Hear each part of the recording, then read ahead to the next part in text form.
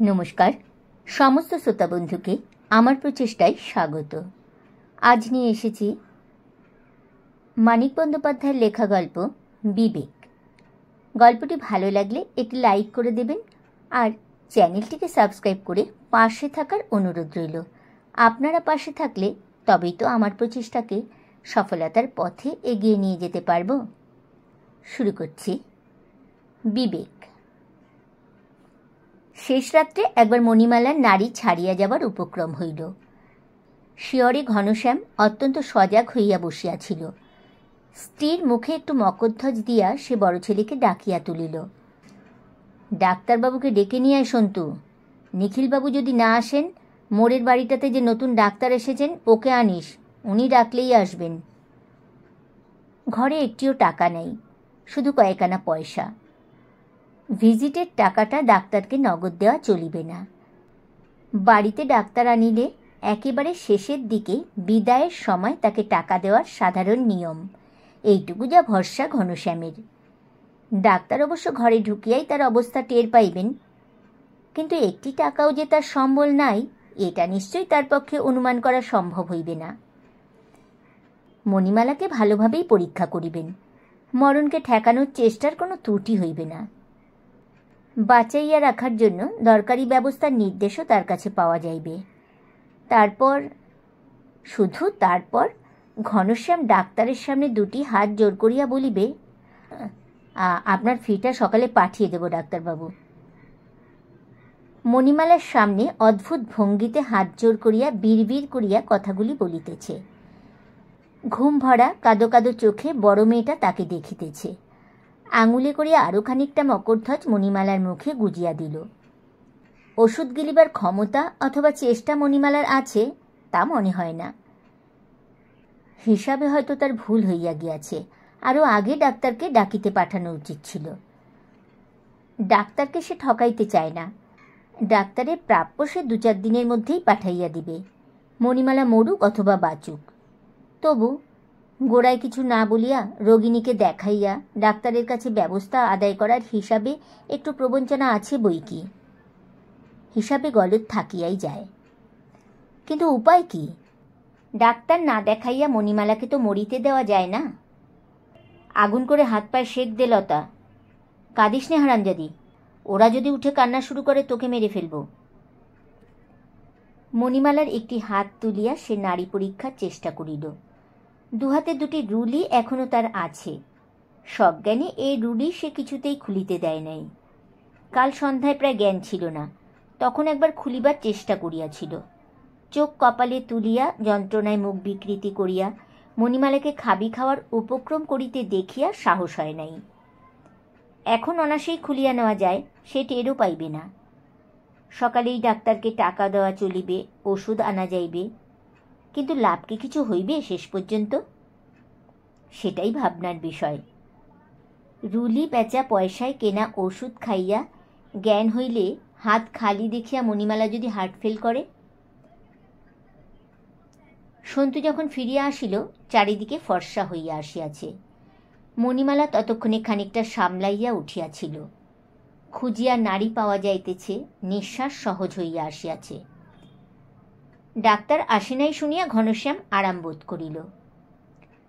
নিখিল doctor বলিয়া দিয়াছেন বেলা 10টা নাগাদ আসিবেন। মোড়ের বাড়ির নতুন ডাক্তারটি ডাকামাত্র উৎসাহের সঙ্গে জামা গায়ে দিয়া ব্যাগ হাতে রওনা হইতেছিলেন। হঠাৎ কি ভাবিয়া সন্তুকে জিজ্ঞাসা করিলেন, তুমি কাঁদছ কেন খোকা? মা মরে যাবে ডাক্তারবাবু?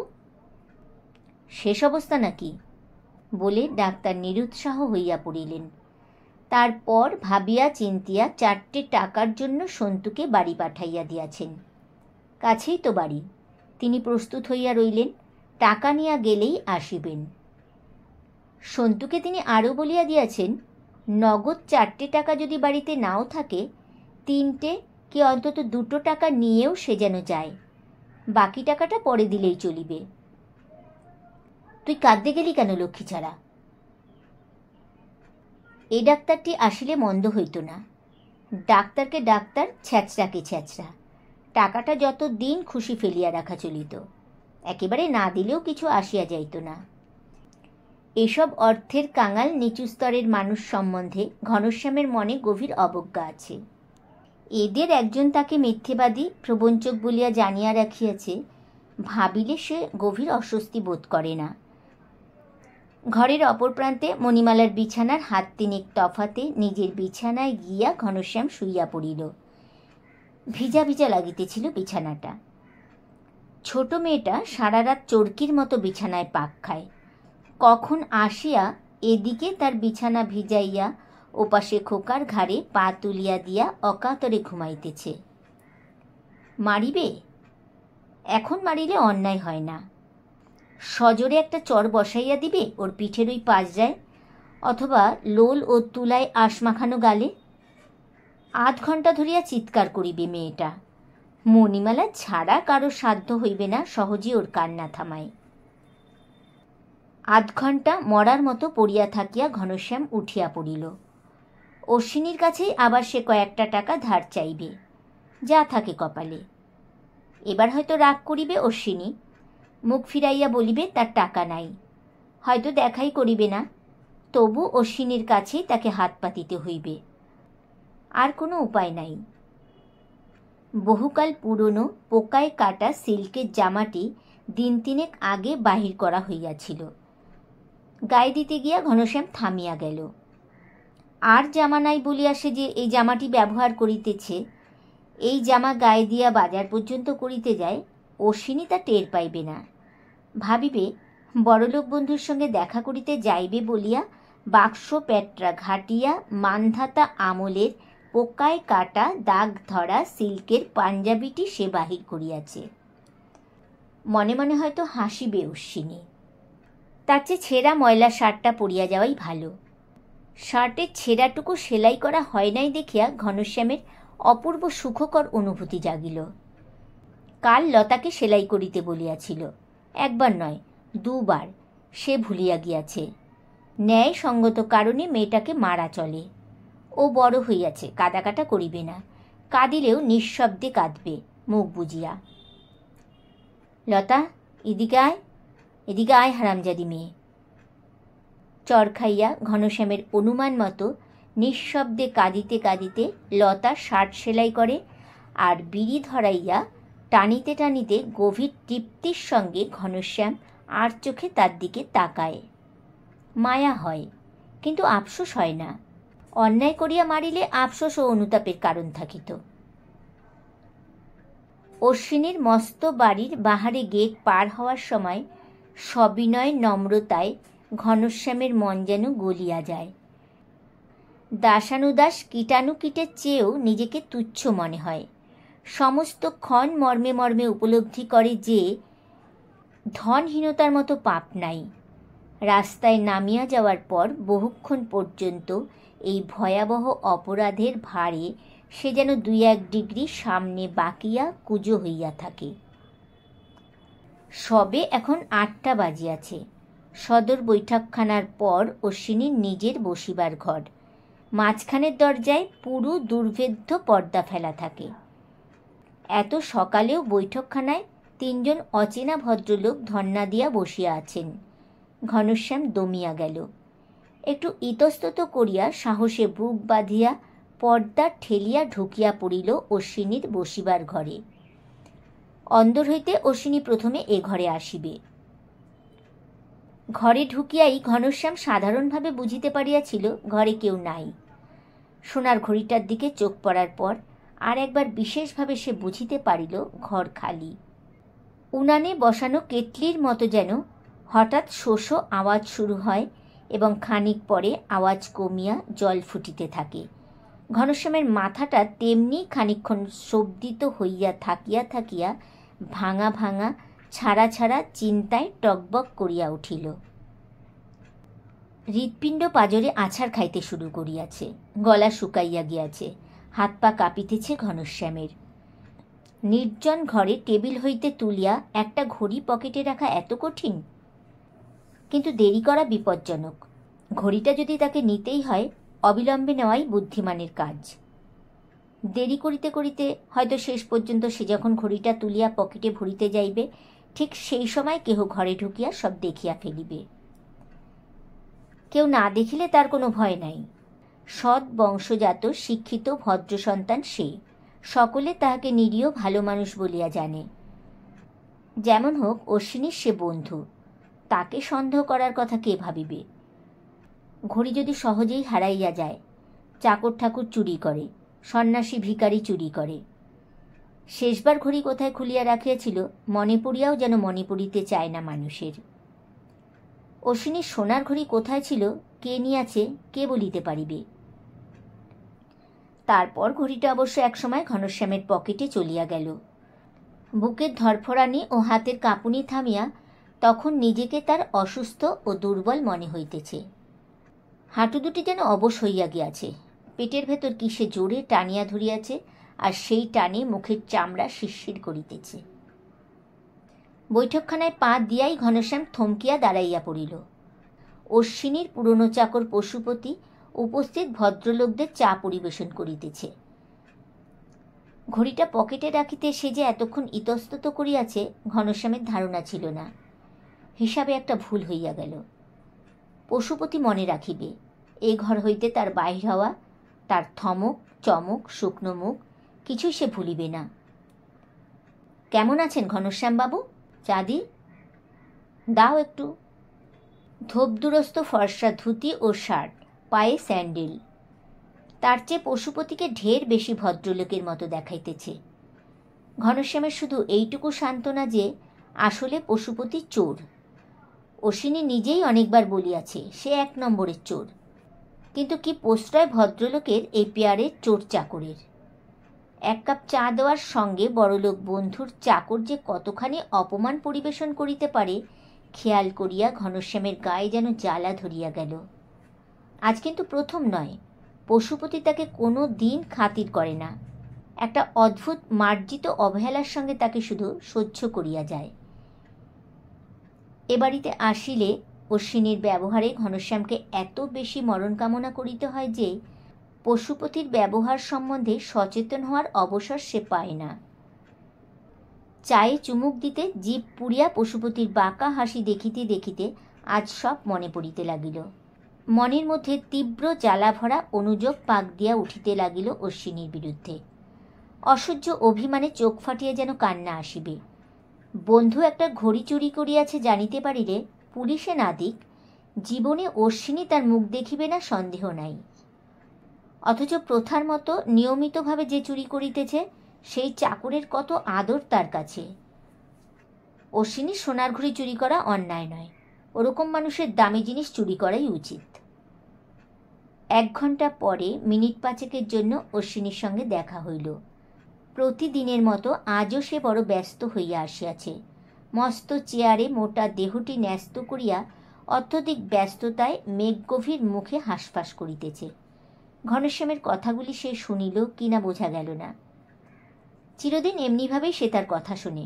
খানিক তফাতে বসাইয়া 8 ঘণ্টা ধরিয়া ঘনশ্যামকে দিয়া সে দুঃখ দুর্দশার কাহিনী আবৃত্তি করায়। নিজে কাগজ পড়ে, লোকজনের সঙ্গে কথা কয়, মাঝে মাঝে আচমকা কিছুক্ষণের জন্য উঠিয়াও যায়। ঘনশ্যাম থামিয়া গেলে তার দিকে তাকায়। হাকিম যেভাবে কাঠগড়ায় ছ্যাঁচড়া চোর আসামির দিকে তাকায় তেমনিভাবে। জিজ্ঞাসা করে, কি বলছিলে? ঘনশ্যামকে আবার বলিতে হয়। আজ 5 মিনিটও গেল না, নীরবে ড্রয়ার খুলিয়া 5 টাকার একটা নোট বাহির করিয়া ঘনশ্যামের দিকে ছুড়িয়া দিল। ডাকিল, পশু। পশুপতি আসিয়া দাঁড়াইলে তাকে জিজ্ঞাসা করিল, কাপড় কাচা সাবান আছে? আছে বাবু। এই বাবুকে 1 খণ্ড সাবান এনে দাও। জামা কাপড়টা বাড়িতে নিজেই একটু কষ্ট করে কেচে নিস ঘনশ্যাম। গরিব বলে কি নোংরা থাকতে হবে? 25 টাকা ধার চাইলে এ পর্যন্ত অশ্বিনী তাকে অন্তত 15 টাকা দিয়াছে, তার নিচে কোনোদিনও নামে নাই। এ অপমানটাই ঘনশ্যামের অসহ্য মনে হইতে লাগিল। মণিমালাকে বাঁচানোর জন্য 5টা টাকা দেয়? কি অমার্জিত অসভ্যতা অশ্বিনীর! কি স্পর্ধা! পথে নামিয়া ট্রাম রাস্তার দিকে চলিতে চলিতে ঘনশ্যাম প্রথম টের পায় তার রাগ হইয়াছে। ট্রামে উঠিয়া বাড়ির দিকে অর্ধেক আগাইয়া যাওয়ার পর সে বুঝিতে পারে অশ্বিনীর বিরুদ্ধে গভীর বিদ্বেষে বুকের ভেতরটা সত্যিই তার জ্বালা করিতেছে। এ বিদ্বেষ ঘনশ্যাম অনেকক্ষণ জিরাইয়া রাখিবে, হয়তো আজ সারাটা দিন, হয়তো কাল পর্যন্ত। ঘনশ্যামেরও একটা বৈঠকখানা আছে, একটু স্যাঁতস্যাঁতে এবং ছায়া অন্ধকার। তক্তাপোষের ছেঁড়া শতরঞ্চিতে বসিয়া থাকিলে দেহ মন জুড়াইয়া যায়। চোখ আর জ্বালা করে না, ধীরে ধীরে নিঃশ্বাস নিতে হয়। মিনিট 15 ঘনশ্যামের প্রতীক্ষায় বসিয়া থাকার পর তার বন্ধু শ্রীনিবাস চিত হইয়া শুইয়া চোখ বুজিয়াছিল। আরও আধ ঘণ্টা হয়তো সে এমনিভাবেই পড়িয়া থাকিত, কিন্তু যাওয়ার তাগিদটা মনে তার এতই প্রবল হইয়াছিল যে ঘনশ্যাম ঘরে ঢোকা মাত্র ব্যস্তভাবে উঠিয়া বসিয়া বলিল, ভালোই হলো এসে পড়েছিস। আর 1 মিনিট দেখে চলে যেতাম ভাই, ডাক্তার আসলে না। ডাক্তার ডাকতে যাইনি, টাকার খোঁজে বেরিয়েছিলাম। শ্রীনিবাস ক্লিষ্টভাবে একটু হাসিল। দুজনেরই সমান অবস্থা, আমিও টাকার খোঁজেই বেরিয়েছিলাম। ওনার বালা দুটো বাধা রেখে এলাম। শেষ রাতে খোকাও যায় যায় অবস্থা, অক্সিজেন দিতে হলো। একটু চুপ করিয়া কি ভাবিতে ভাবিতে শ্রীনিবাস আস্তে আস্তে সিধা হইয়া গেল। আচ্ছা, আমাদের এসব একসঙ্গে আরম্ভ হয়েছে কেন বলতো? 1 মাস আগে পরে চাকরি গেল, একসঙ্গে অসুখ বিসুখ শুরু হলো। কাল রাতে এক সময় এদিকে সন্তুর মা, ওদিকে খোকা। দুর্ভাগ্যের এই বিস্ময়কর সামঞ্জস্য দুই বন্ধুকে নির্বাক করিয়া রাখে। বন্ধু তারা অনেক দিনের, সব মানুষের মধ্যে দুজনে তারা সবচেয়ে কাছাকাছি। আজ হঠাৎ পরস্পরকে ঘনিষ্ঠতর, নিকটতর মনে হইতে থাকে। দুজনেই আশ্চর্য হইয়া যায়। টাকা পেলি না? ঘনশ্যাম মাথা নাড়িল। 10 রাখ, নিখিলবাবুকে একবার ডেকে আনিস। পকেট হইতে পুরনো একটা চামড়ার মানিব্যাগ বাহির করিয়া কতগুলি ভাঁজ করা নোট হইতে একটি সন্তপর্ণে খুলিয়া ঘনশ্যামের হাতে দিল। তার স্ত্রীর বালা বিক্রির টাকা, মরণাপন্ন ছেলের চিকিৎসার টাকা। আবেগ ও উত্তেজনায় একটু কাবু হইয়া ঝোঁকের মাথায় না দিলে একেবারে 10টা টাকা বন্ধুকে সে দিতে পারিবেই বা কেন? গেলাম ভাই, বসবার সময় নেই, একেবারে ডাক্তারবাবুকে নিয়ে যাব। একটু অতিরিক্ত ব্যস্তভাবেই সে চলিয়া গেল। নিজের উদারতায় লজ্জা পাইয়া বোধহয় অস্বস্তি বোধ করিতেছিল। 2 মিনিটের মধ্যেই আরও বেশি ব্যস্তভাবে সে ফিরিয়া আসিল। আতঙ্কে ধরা গলায় বলিল, ব্যাগটা ফেলে গেছি ভাই। এখানে? পকেটে রাখলি যে? পকেটে রাখবার সময় বোধহয় পড়ে গেছে। তাই যদি হয় তক্তাপোষে পড়িয়া থাকার কথা। ঘনশ্যামকে টাকা দিয়া পকেটে ব্যাগ রাখিবার সময় শ্রীনিবাস বসিয়াছিল। ঘর এত বেশি অন্ধকার নয় যে চামড়ার একটা মানিব্যাগ চোখে পড়িবে না, তবে তক্তাপোষের নিচে বেশ অন্ধকার। আলো জ্বালিয়া তক্তাপোষের নিচে আয়নার প্রতিফলিত আলো ফেলিয়া খোঁজা হইল। মেঝেতে চোখ বুলাইয়া কতবার যে শ্রীনিবাস সমস্ত ঘরে পাক খাইয়া বেড়াইল। ঘনশ্যামের সঙ্গে 3 বার পথে নামিয়া 2টি বাড়ির পরে পানবিড়ির দোকানের সামনে পর্যন্ত খুঁজিয়া আসিল। তারপর তক্তাপোষে বসিয়া পড়িয়া মরার মতো বলিল, কোথায় পড়ল তবে? এইটুকু মোটে গেছি, বিড়ির দোকান পর্যন্ত। 1 পয়সার বিড়ি কিনব বলে পকেটে হাত দিয়েই দেখি ব্যাগ নেই। ঘনশ্যাম আরও বেশি মরার মতো বলিল, রাস্তায় পড়েছে মনে হয়, পরামাত্র হয়তো কেউ কুড়িয়ে নিয়েছে, তাই হবে। কিন্তু এইটুকু সময়ের মধ্যে রাস্তায় পড়ল, একজন কুড়িয়ে নিল। পকেট থেকে পড়বেই বা কেন, তাই ভাবছি। যখন যায় এমনিভাবেই যায়, শনির দৃষ্টি লাগলে পোড়া শোল মাছ পালাতে পারে। তাই দেখছি বিনা চিকিৎসায় ছেলেটা মারা যাবে। ঘনশ্যামের মুখের চামড়ায় টান পড়িয়া শিরশির করিতে থাকে। অশ্বিনীর সোনার ঘড়িটা পকেটে ভরিবার পর এমনিই হইয়াছিল। এখনও ব্যাগটা ফিরাইয়া দেওয়া যায়। অসাবধান বন্ধুর সঙ্গে একটু তামাশা করা চলে, তাতে দোষ হয় না। তবে 10টা টাকা দিলেও ডাক্তার লইয়া গিয়া ছেলেকে দেখাইতে পারিবে। 10টা টাকায় মণিমালার যদি চিকিৎসা হয়, ওর ছেলের হইবে না কেন? শ্রীনিবাস নীরবে নোটটি ফিরাইয়া নিল, পকেটে রাখিল না, মুঠো করিয়া ধরিয়া বসিয়া রহিল। সমান বিপন্ন বন্ধুকে খানিক আগে যাচিয়া যে টাকাটা দিয়াছিল সেটা ফিরাইয়া নেওয়ার সঙ্গতি অসঙ্গতির বিচার হয়তো করিতেছে। নিরুপায় দুঃখে, ব্যাগ হারানোর দুঃখে নয়। এই 10 টাকা ফেরত নিতে হওয়ার দুঃখে হয়তো ওর কান্না আসিবার উপক্রম হইয়াছে। ওর পক্ষে কিছুই আশ্চর্য নয়। ঘনশ্যাম মমতা বোধ করে, ভাবে মিছিমিছি ওর মনে কষ্ট দেওয়া উচিত নয়। গোটা 25 টাকা জোগাড় করতে পারবো শ্রীনিবাস। পারবি? বাঁচা গেল। আমি তাই ভাবছিলাম। সন্তুর মার চিকিৎসা না করলেও তো চলবে না। শ্রীনিবাস চলিয়া যাবার পরে হঠাৎ বিনা ভূমিকায় ঘনশ্যামের সর্বাঙ্গে একবার শিহরণ বহিয়া গেল, ঝাঁকুনি লাগার মতো জোরে। শ্রীনিবাস যদি কোনো কারণে গা ঘেঁষিয়া আসিত, কোনো রকমে যদি পেটের কাছে তার কোনো অঙ্গ ঠেকিয়া যাইত। তাড়াতাড়িতে শার্টের নিচে কোচার সঙ্গে ব্যাগটা বেশি গুজিয়া দিয়াছিল। শ্রীনিবাসের সঙ্গে এদিক ওদিক ঘুরিয়া খোঁজার সময় আলগা হইয়া যদি ব্যাগটা পড়িয়া যাইত। পেট ফুলাইয়া ব্যাগটা শক্ত করিয়া আটকাইতেও তার সাহস হইতেছিল না। বেশি উঁচু হইয়া উঠিলে যদি চোখে পড়ে। অশ্বিনীর সোনার ঘড়ি আলগাভাবে শার্টের পকেটে ফেলিয়া রাখিয়া কতক্ষণ ধরিয়া চা খাইয়াছে, লোকের সঙ্গে আলাপ করিয়াছে, অশ্বিনীর সঙ্গে আলাপ করিয়াছে, কিন্তু এমন ভয়ঙ্কর আতঙ্ক তো একবারও হয় নাই। সেইখানেই ভয় ছিল বেশি। তার ব্যাগ লুকানোকে শ্রীনিবাস নিছক তামাশা ছাড়া আর কিছু মনে করিত না। এখনও যদি ব্যাগ বাহির করিয়া দেয়, শ্রীনিবাস তাই মনে করিবে। তবে চুরি করিতে দেখিলেও শ্রীনিবাস বিশ্বাস করিবে না সে চুরি করিতে পারে। কিন্তু কোনো রকমে তার পকেটে ঘড়িটার অস্তিত্ব টের পাইলে অশ্বিনী তো ওরকম কিছু মনে করিত না। সোজাসুজি বিনা দ্বিধায় তাকে চোর ভাবিয়া বসিত। ভাবিলে এখন তার আতঙ্ক হয়। সেখানে কি নিশ্চিন্ত হইয়াছিল। ঘড়ির ভারে ঝুলিয়া পড়িয়াছিল পাতলা শার্টের পকেটটা। তখন সে খেয়াল করে নাই। অশ্বিনী যদি জিজ্ঞাসা করিয়া বসিত, তোমার পকেটে কি ঘনশ্যাম? ঘরের স্যাঁতস্যাঁতে সইতে ঘনশ্যামের অন্য সব দুশ্চিন্তা টান করা চামড়ায় ভিজিয়া ওঠার মতো শিথিল হইয়া যায়। উত্তেজনা ঝিমাইয়া পড়ে। মনের মধ্যে কষ্টবোধের মতো চাপ দিয়া থাকে, শুধু কে দুর্বহ উদ্বেগ। অশ্বিনীর মনে খটকা লাগিবে। অশ্বিনী সন্দেহ করিবে।